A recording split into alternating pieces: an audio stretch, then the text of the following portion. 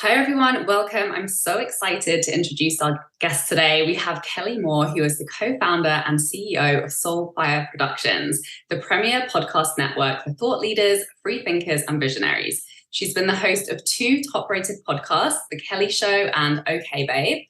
And she's deeply passionate about helping people see themselves more clearly. She believes in setting ourselves free from expectations, people pleasing, and the stories that hold us hostage in our own lives. She's also an Emmy Award-winning former sports TV host with an eye for truth and an ear for bullshit. She loves creating life-changing experiences for audiences and holding space for creatives to seek deeper within and become the most genuine expression of themselves. Hi, Kelli. Thank you so much for joining us. Hi, Sarah. Thanks for having me. So today I'm really excited to tap into Kelli's wisdom around podcasting, and we're going to share a bit about if podcasting is good for you and your business. So if that's something that you've been considering, and she's going to share some nuggets of wisdom around some of the things we might not know if you're heading into creating a podcast or if you already have a podcast. But before we dive into all of that, Kelli, can you tell us a little bit about your background? What's your story? How did you get to doing the work that you do today? Yeah, well, like you mentioned, I was a TV host for about 14 years. And so I had, a lot of experience in production, being on camera, behind the scenes, writing, understanding what sounds good, what looks good, and what people, like to listen to and why. And so when I left that career, I was trying to figure out what I was going to do next. And it just made sense for me to start a podcast. I had been on my own chronic healing journey for about 14, 15 years while I was in television. And I really longed to surround myself with women and create community. And I knew that really my only skills, aside from working at Lululemon for 6 months, was interviewing people and having conversations. So I created the podcast. I guess it's been a little over 4 years ago. And at the time, it was called The Platform. And it was really about having conversations around chronic healing and how to use alternative medicine and just have transparency in the healing space, and provide women with resources and conversations that they hadn't had access to before.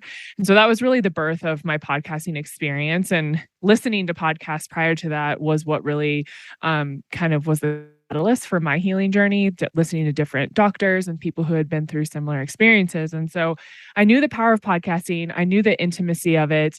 And I met my now husband shortly after, I think a year after launching the podcast. And he was also in the podcast space. He had created podcasts. He was a podcast host. And we just kind of identified there were a lot of holes in the industry and we wanted to fix them. And so we, together with our now COO, Sam, created the foundation for Soulfire Productions. And really for us, it's community and transparency, because as you know, you're a podcast host, this space can be very isolating, very confusing.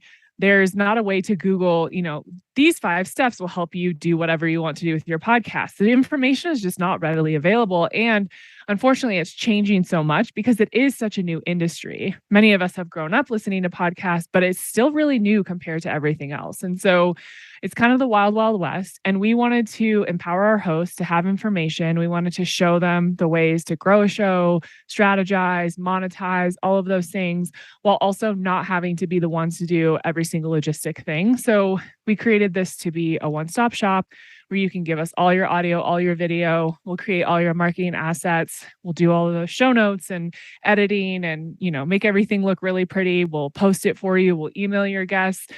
We have a mastermind for our hosts. So we are constantly sharing and teaching with them, and they're sharing and teaching with each other, which is really dope.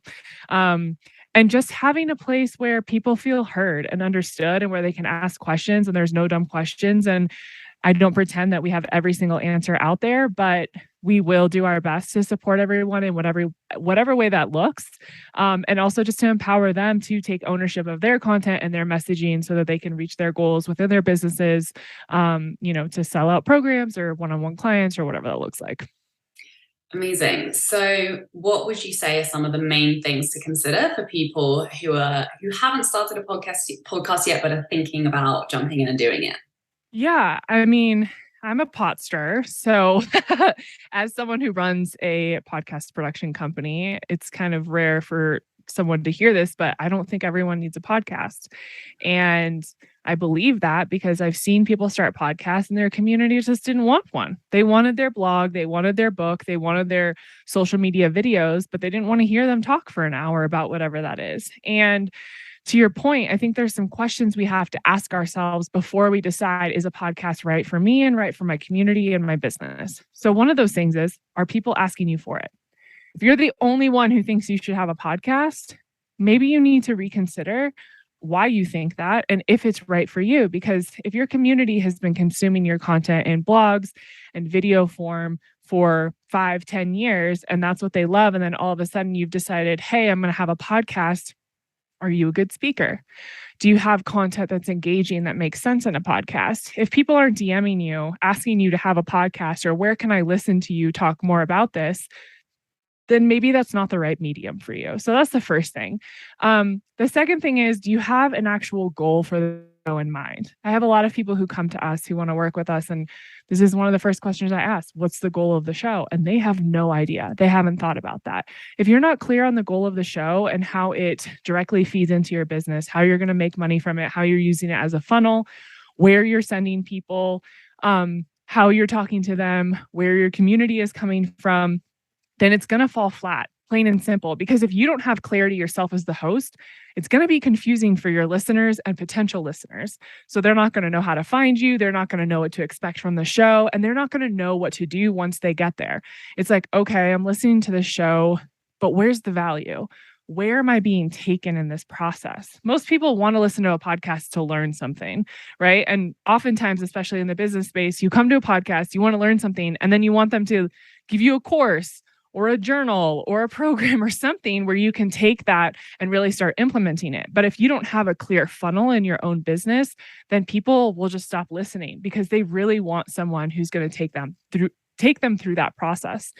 And I think the last thing that I would say is, if you're not ready to commit to 4 episodes a month, to showing up on social media, to marketing this really hard, to being a guest on other podcasts at least 4 to 6 times a month, then I would say the space is probably not for you. And that doesn't mean that you want to have 2 podcast episodes a month and that's what you're going to do and call it a day. That's great if that aligns with your goals. But what we see is that people have these amazing goals of growth and reach, and I'm going to fill out this program and do this stuff, but they really want to put in minimal effort. And unfortunately, in the podcast space, it's really hard to have your show found because of the way Apple Podcasts and Spotify work. And so if you're not constantly showing up and consistent every single week at the same day, same time, with content that they can expect and know is coming from you, then you're going to get lost in the shuffle of the 20-something podcasts that most people have in their feed, and they're not going to know what to expect. And so you become that inconsistent thing in their life that they no longer care about because someone else is showing up more consistently.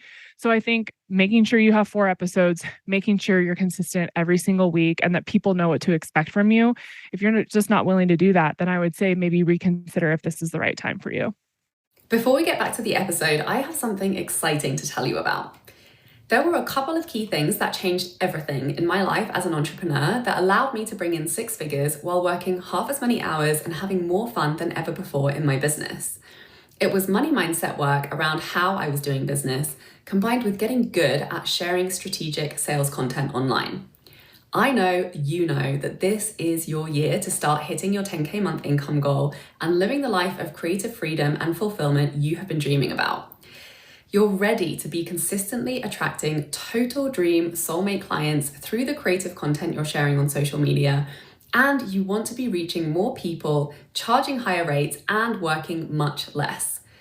So I'm very excited to invite you to join me in Freedom Club, my mastermind, where you'll receive tailored high-level support to master the skills that will create your dream life and 6-figure dream business starting now.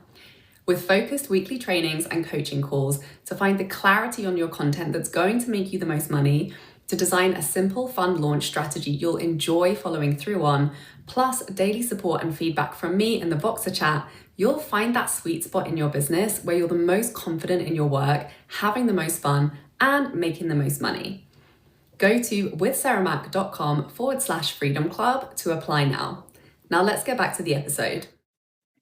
Yeah, I think that's such an important message. And one analogy that I use quite a lot with this is like, with a creative project, it's kind of like having a baby, right? It's like when you push a baby out, you're not just then like, oh, I don't really feel like feeding the baby today. Yeah. I don't really feel like putting the baby to sleep and giving the baby a bath today. It's like, you can make that choice, but it's going to have a very direct impact on the baby and the well-being of the baby. Like, same thing with your creative projects. Even if you don't feel like being really consistent with it, like, it's going to impact the health of that creative project.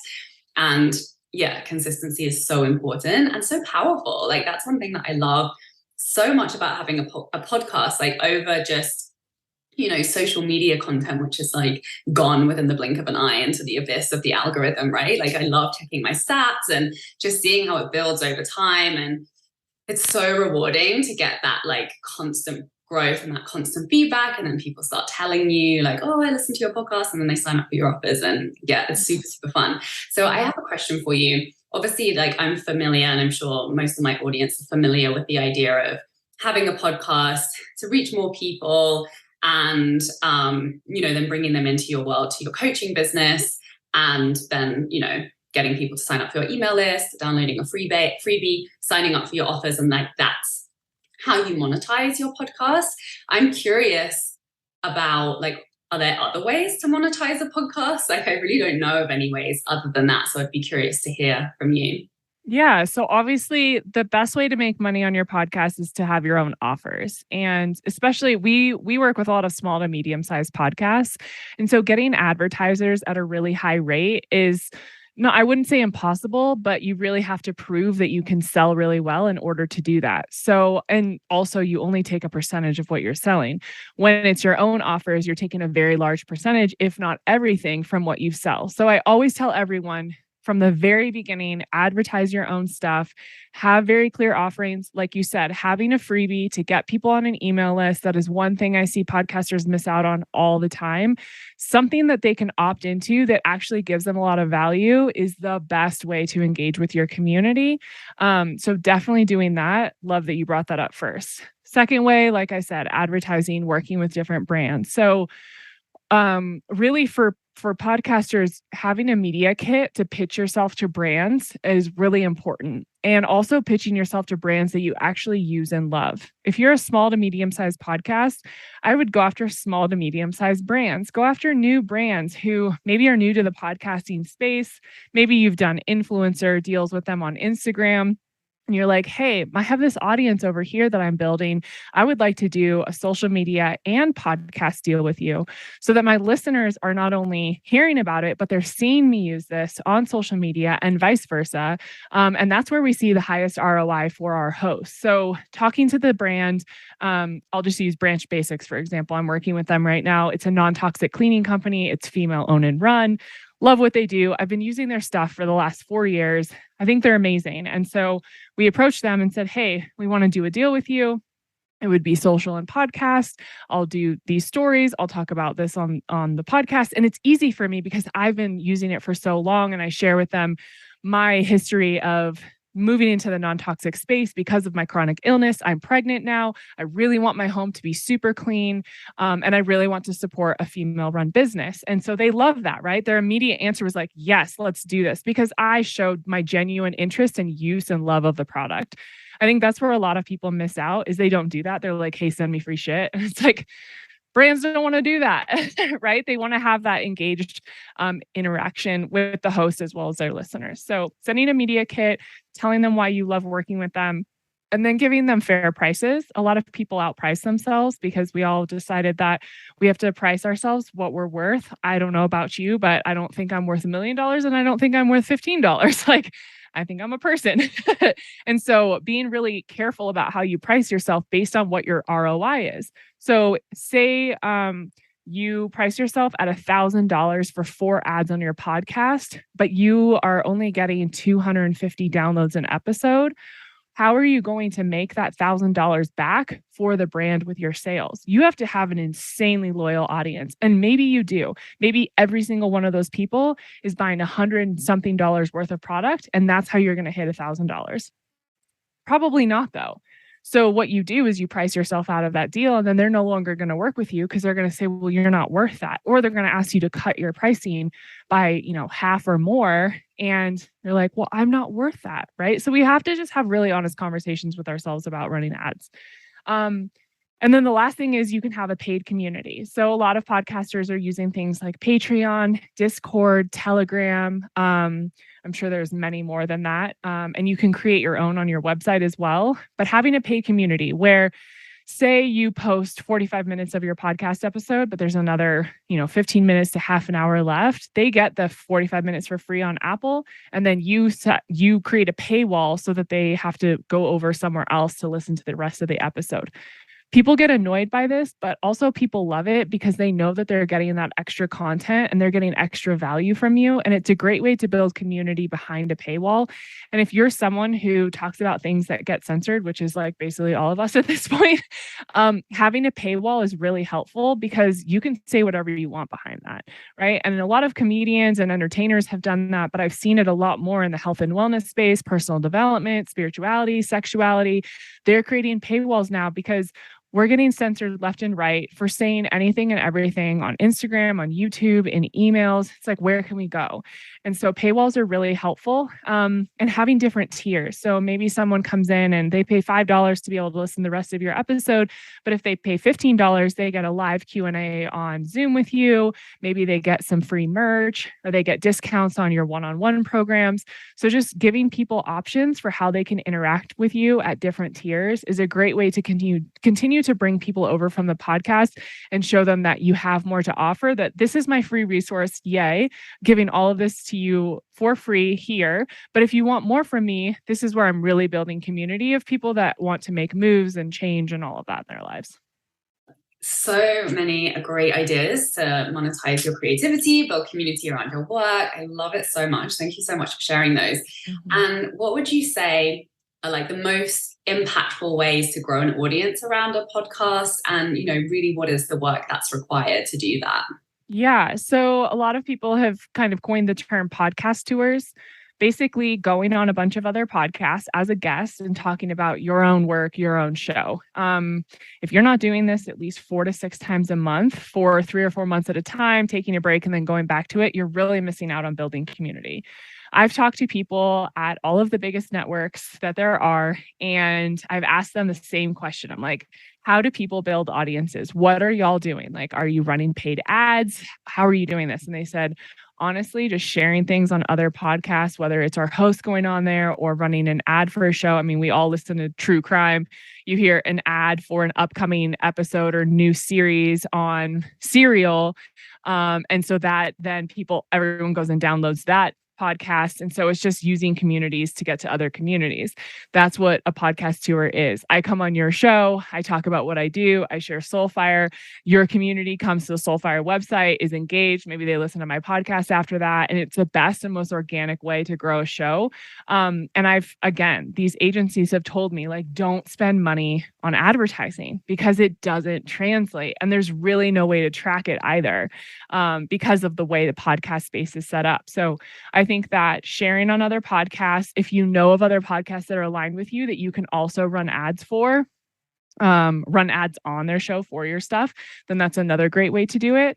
But the other thing is video. A lot of podcasters don't understand how important video is for the marketing and growth of their show. We've seen this multiple times with podcasts that we've had, and honestly, it's blown my mind. I knew it was important. I didn't know it was this important. They've had shows for 4 or 5 years, and they've never used video. All of a sudden, we start creating IGTVs and Reels and YouTube for them, and their shows grow by triple the downloads very quickly. And the reason is because podcasting is such an intimate space. And so you're inviting people in. And so they want to feel welcomed in by you personally. And that's what videos do. They're short snippets of a podcast with information that's highly shareable. And it says, hey, I'm cool. I have a welcome open space here. You want to come hang out with me. And so creating videos that are highly shareable based on what's happening in the podcast, whether it's during the interview or the solo episode or afterwards of you teaching about it, that is what makes a huge difference for show's growth. Amazing. So many great tips. And what would you say, like, what's the main message on your heart that you really wish more people knew about podcasting? I wish that people were just more clear with their content and messaging. It's one thing that I see all the time. So much of what we do is production, yes, but a lot of it is strategy and a holistic view at people's businesses and what is working and what's not. And so many times I'm just seeing these massive gaps and holes, and things are not streamlined and cohesive. It's like, I think I'm talking to this audience, but in reality, you're actually talking to this audience. And you think that this offering makes sense, but it has nothing to do with the messaging of the podcast, but you expect people to understand that. And why are they not clicking on this? Because you didn't make it easy for them. There's just so many things that people are not clear on, whether it's content, messaging, strategy, or the format of how they've laid out their funnel. And so when we get really clear on that and help people see, because we're on the outside, right? When we're inside our own business, it's really hard to see what's not working. We're like, this doesn't work and I don't get it.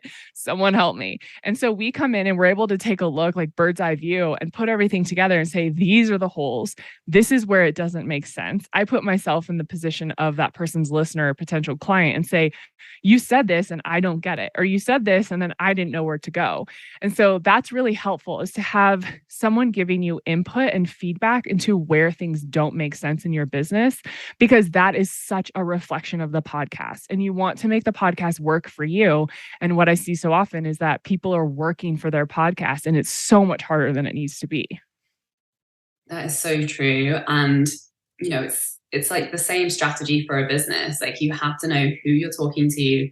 What are you saying to them? Why are you saying that to them? Mm-hmm. And what do you want them to do next? And I think for me personally, I started my podcast just as it was an inspired impulse, right? I was really excited to be able to just have another way to express myself creatively, because I feel like I express myself creatively a lot in my social media marketing.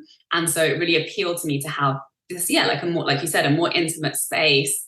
And I'm very driven by freedom. And so it was very enticing to me to give myself this framework of you can do whatever you want with your podcast. And so I was doing that, and it was super fun. And, obviously my background is in copy and content strategy. So I was always within a very clear framework, and I set that intention for my messaging, but I was still quite broad in my content. And then as I've gone on, it's anytime you put your heart and your soul and your time and your energy into creating a piece of content, you want it to work for you, and you want it to, be a piece that really is supporting your community to get where you want them to go. Mm-hmm. And so it's just been deeper and deeper levels of strategy and clarity, and really finding my way with it. And I think that's also one of the beautiful things about just being consistent, right? Is you get so much data around what does well, what doesn't do well, what people like, what translates into sales and money. So yeah, I can't say enough good things about having a podcast. It's such a fun, creative way to be making money, reaching more people, having a bigger impact. But it is work. It's definitely work, and it's definitely a commitment.